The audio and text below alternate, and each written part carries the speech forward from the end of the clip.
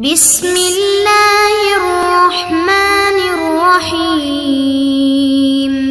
عزیز طلبہ، آج ہم شرح جامع بحث توابع کا سبق نمبر 19 شروع کر رہے ہیں۔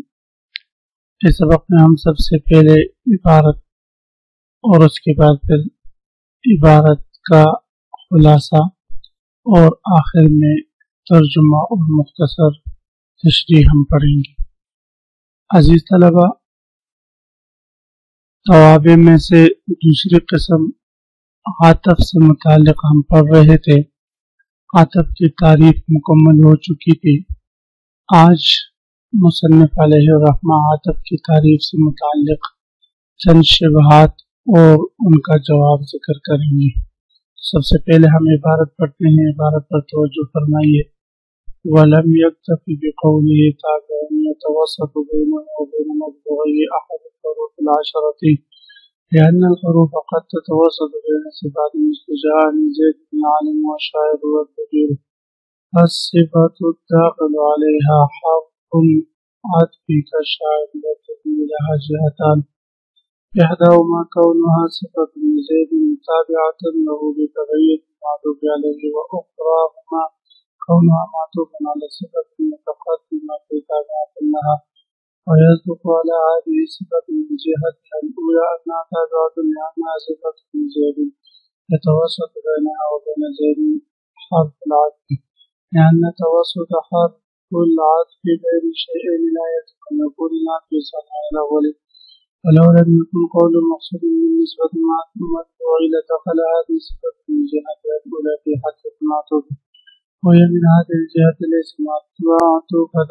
فلم يبقى مانعا. وقيل قد جوز الزمخشري وقوع الواو بين الموصوف والصفة للأكيد بالوثوق في مواضع عديدة من الكشاف، وحكم المصنف في شرح المفصل في مباحث الاستثناء أن قوله تعالى ولا موجبا في قوله وما لكم من قرية ولا موجب صفة بقرية على اتفاق بقوله تعالى أن يتوسط لا دخل فيه مثل هذه الصفة. ولم يكتفي بقوله تابع يتوسط بينه وبين مطبوع أحد الحروف العشرة۔ یہاں سے مصنف علیہ الرحمہ یہ بات ذکر فرما رہے ہیں کہ اگر کوئی یہ اعتراض کرے، یہ بات نقل کرے کہ مصنف علیہ الرحمہ تو ایجاز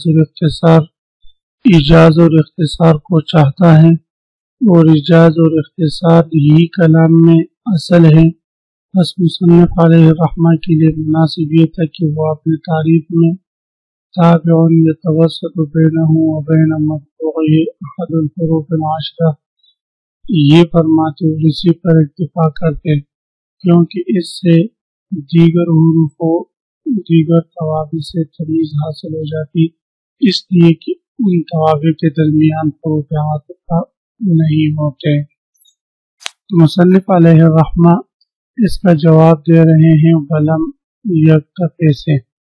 جواب کا حاصل یہ ہے کہ حروف عاطفہ کا دو توابع کے درمیان آ جانا اس بات کی تعین نہیں ہے کہ یہ اب ترکیب عاطف ہی والی ہوگی، بلکہ ممکن ہے کہ حروف عاطفہ جو دو توابع کے درمیان آئے ہیں وہ تاکید کے لیے ہوں، وہ حال کے لیے ہوں، یا جو ہے کسی اور معنی کے لیے ہوں۔ اس لیے مصنف علیہ الرحمہ فرماتے ہیں کہ آپ لوگوں کا یہ اعتراض کرنا یہ بیجا ہے، یہ درست نہیں ہے۔ جیسے ہم ایک مثال سے مصنف علیہ الرحمہ سمجھائیں گے، جاءنی زید بن العالم والشاعر والدبیر۔ اب یہاں پر وشاعر والدبیر، العالم والشاعر والدبیر کے درمیان حرف عاطف آیا ہے، لیکن اس حرف عاطف کے باوجود یہ آپس میں موصول صفت ہے، معطوف علیہ معطوف نہیں ہے۔ معطوف علیہ معطوف نہ ہونے کی وجہ انشاءاللہ میں بتاؤں گا۔ تو معلوم ہوا کہ کہ حروف عاطفہ کا دو اسموں کے درمیان آنا اس بات کو مختص نہیں کرتا کہ وہ عاطف ہی کے لیے ہوں گے، بلکہ ہو سکتا ہے کہ وہ عاطف کے لیے نہ ہو، وہ کسی اور فائدے کے لیے لایا گیا ہو، وہ فائدہ سیاق و سباق مقام محل کے اعتبار سے مختلف ہو سکتا ہے۔ مصنف علیہ رحمہ فرما رہے وَلَمْ يَكْتَفِ بِقَوْلِهِ، اور مصنف علیہ رحمہ نے اکتفا نے کیا بِقَوْلِهِ تابع يتوسط بينه وبين مطبوعه أحد الحروف العشرة، کہ تابع يتوسط بينه وبين مطبوعه، مصنف علیہ رحمہ نے اس تعریف پر تابع يتوسط بينه وبين مطبوعه أحد الحروف العشرة پر اکتفا نہیں کیا کہ عاطف ایسا تابع ہے کہ جس کے درمیان اور معطوف علیہ کے درمیان 10 حروف میں سے ایک حرف آ جائے، حروف عاطفہ مراد ہیں۔ کیوں بھی اس پر اکتفا نہیں کیا؟ لأن الحروف قد تتوسط، جواب دے رہے ہیں اس لیے اکتفا نہیں کیا کیونکہ حروف عاطف کبھی درمیان میں آ جاتے ہیں بین صفات کے، کبھی صفات کے درمیان میں بھی حروف عاطفہ آ جاتے ہیں، جیسے جاءنی زید من العالم والشاعر والدبیر، آیا میرے پاس ایک زید ایسا زید جو عالم ہے، اور شاعر ایسا زید جو شاعر ہے، والدبیر ایسا زید جو کاتب بھی ہے، جتنی زمانہ کاتب کے ہیں، لکھنے والا۔ اب یہاں پر زید العالم والشاعر والدبیر، تو یہاں پر شاعر اور عالم اور دبیر کے درمیان جو ہے وہ حرف عاطف آیا ہے، لیکن اس کے باوجود ان چیزوں کے درمیان حروف عاطف کے آنے سے یہ لازم نہیں آتا کہ یہ جو ہے معطوف علیہ ہیں، اس لیے کہ شاعر اور دبیر کی ایک نسبت جو ہے وہ زید کی طرف ہے، شاعر اور دبیر کی جو نسبت زید کی طرف ہیں، اس نسبت کے اعتبار سے تو یہ موصول صفت ہیں، لیکن اگر ہم اس کو عاطف قرار دے دیں عالم کے لیے اور دبیر کو شاعر کے لیے، تو اس صورت میں یہ معطوف علیہ مل کر زید کے لیے صفت تو بن جائیں گے، لیکن ان کا جو آپس میں جو معطوف علیہ کا بننا ہے اور تو یہ عاطف والی جو صورت ہوگی، یہ معنی مراد ہم یہاں پر نہیں لے سکتے۔ اس کی وجہ یہ ہے کہ معطوف اور معطوف علیہ کے بارے میں ہم نے پڑھا کہ معطوف اور معطوف علیہ دونوں مقصود بالنسبہ ہوتے ہیں، کہ وہ مقصود بالنسبت مع مطبوعہ، یعنی ایسا تابع جو اپنے مطبوع کے ساتھ نسبت میں مقصود ہوں۔ تو اب اگر ہم نے یہاں پر شاعر دبیر کو معطوف علیہ قرار دے کر مقصود بالنسبہ میں مطبوع کے ساتھ شریک کر دیا تو پھر تو یہ موصول صفت نہ رہیں گے۔ وجہ یہ ہے کہ موصول صفت میں صفت جو ہوتا ہے وہ مقصود بالنسبہ ہوتا ہے، نسبہ نہیں ہوتا، بلکہ موصوف مقصود بالنسبہ ہوتا ہے۔ تو اس لیے اب اس صورت میں پھر موصوف کو معطوف علیہ اور صفت کو معطوف بنانا لازم ہے، یہ بات درست نہیں۔ مصنف علیہ رحمۃ اللہ علیہ حروف فقط توسط بین صفات، اس لیے کہ حروف عاطفہ کبھی کبھی صفات کے درمیان میں بھی آ جاتی ہے، مثل جعلی زید من العالم والشاعر والدبیر، والصفت داخل علیہ حرف العطف، قسم صفت جس پر حرف عطف داخل ہے، جیسے شاعر دبیر لہا جہتانی، ان دونوں صفتوں کی دو جہتیں ہیں، احداہما ان سے ایک جہت یہ کہ کون صفت زید، یہ زید کی صفت تابعہ اس کے تابع ہے، جو تبعیت المعطوف علیہ کے تابع ہو کر، یعنی عالم کے تابع ہو کر یہ زید کی صفت واقع ہو رہے ہیں۔ تو یہ ایک ان کی جہت ہے۔ دوسری جہت وہ دوسری جہت یہ کہ کون معطوف علیہ صفت متقدمہ تابعۃ اللہ، یہ صفت متقدمہ پر جو ہے عاطف اس کا ہو رہا ہو، اس کے تابع ہو۔ وَيَصْدُقُ عَلَى هَذِهِ الصِّفَةِ بِالْجِهَةِ الْأُولَىٰ أَنَّهَا تَابِعَةٌ، اور اس پہلی جہت کے معنی کا لحاظ رکھتے ہوئے اس صفت پر صادق آئے گا کہ یہ تابع ہے، لأنها صفت من زید، اس لیے کہ یہ زید کی صفت ہے، यतवस्सतु बैनहा व बैन ज़ैद हुरूफ अल-अत्फ़ कि ज़ैद और इसके दरमियान हुरूफ आतफ़ आया है। लिअन्न तवस्सुत हर्फ़ुल अत्फ़ बैन शैइन ला यल्ज़म अन यकून लिअत्फ़ सानि अल अव्वल। तो अब इस सूरत में मुसन्निफ़ अलैहि रहमत फरमा रहे कि हर आतफ़ का दो चीज़ों के दरमियान में आना इस बात को मुस्तलजिम नहीं है कि वो दूसरा पहले के लिए आतफ़ होगा। तवस्सुत हर्फ़ुल अत्फ़ इसलिए कि हर आतफ़ का दरमियान में आना बैन शैइन दो चीज़ों के ला यल्ज़म इस बात के लिए मुस्तलजिम नहीं है यकून लिअत्फ़ सानि अल अव्वल दूसरे का पहले पर आतफ़ हो। फलौ लम यकुन क़ौलुहु मक़सूदन बिनिस्बति मा मतबूइही बस मुसन्निफ़ अलैहि रहमत का ये क़ौल मक़सूदन बिनिस्बति मा मतबूइही की सूरत में फिर ये तारीफ जो है वो फिर साबित नहीं आएगी। तो इसलिए मुसन्निफ़ अलैहि रहमत फरमा रहे हैं कि फलौ लम यकुन क़ौलुहु मक़सूदन बिनिस्बति मा मतबूइही लदख़ल हाज़िही सिफ़तु मिन जिहतिल ऊला फ़ी हक़्क़िल मातूफ़ी कि अगर मक़सूद बिनिस्बत मा मतबूइही आतफ़ की तारीफ में मुसन्निफ़ अलैहि रहमत न फरमाते तो इन जैसी सिफ़ात भी फिर आतफ़ की तारीफ में दाखिल हो जाती। हालांकि इन जैसी सिफ़ात को आतफ़ की तारीफ में दाखिल करना ये दुरुस्त नहीं है।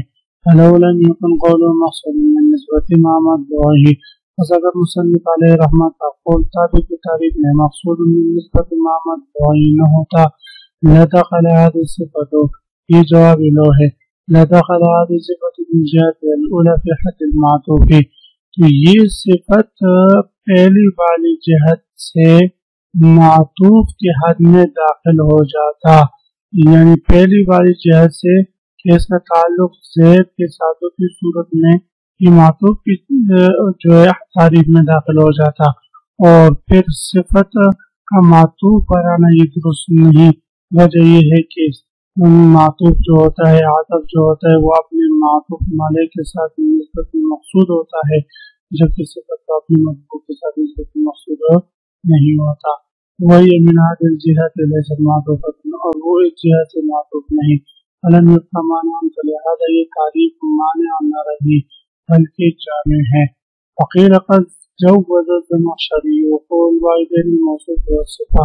अब यहाँ से मुसन्निफ़ अलैहि रहमत इसी बात की मज़ीद ताक़ीद ज़िक्र फरमा रहे हैं कि हुरूफ़ आतिफ़ा का दो इस्मों के दरमियान आना इस बात को मुस्तलजिम नहीं है कि वो हमेशा मातूफ़ अलैहि ही होंगे बल्कि इनके अलावा भी हो सकते हैं।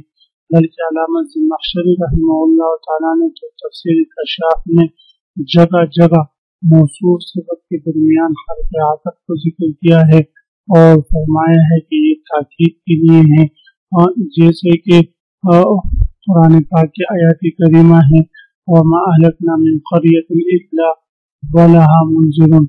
अब वलहा मुनज़िरुन में वो जो है ये हर्फ़ आतफ़ है।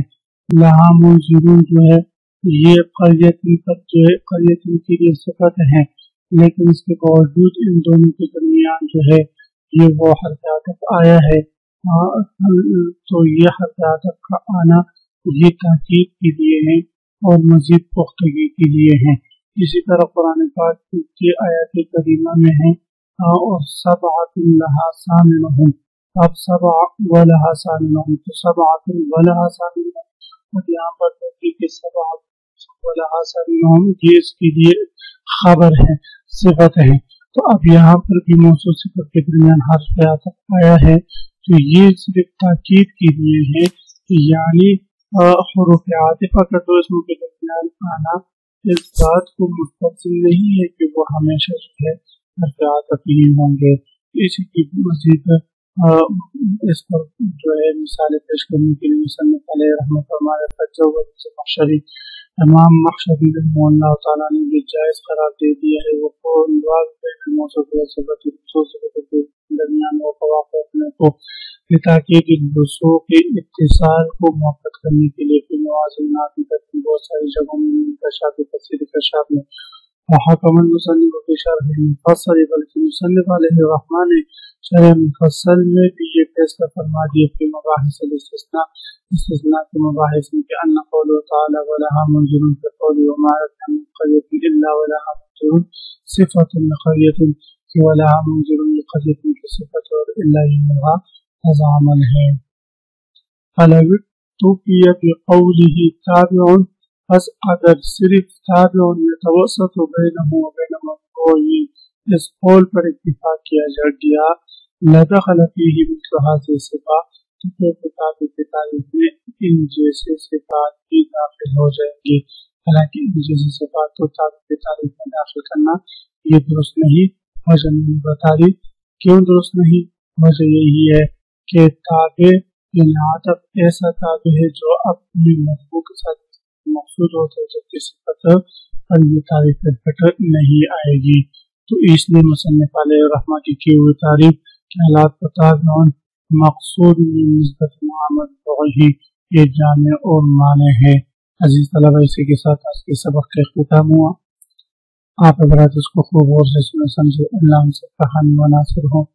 آخر میں سبق سے متعلق ایک سوال ہے کہ مصنف علیہ الرحمہ نے یہ بات فرمائی کہ عاطف کی یہ تعریف بھی ہو سکتی ہے کہ العطف تابع يتوسط بينه وبين مفعوله حرف العطف. تو یہ تعریف درست ہے یا نہیں اور اس کے جامع اور معنی نہ ہونے کی وجہ کیا ہے تفصیلاً آپ حضرات یاد کر کے اگلے سبق میں حاضر ہوں. اللہ ہم سب کا حامی و ناصر ہو. آمین. آخر دعوانا ان الحمد للہ رب العالمین.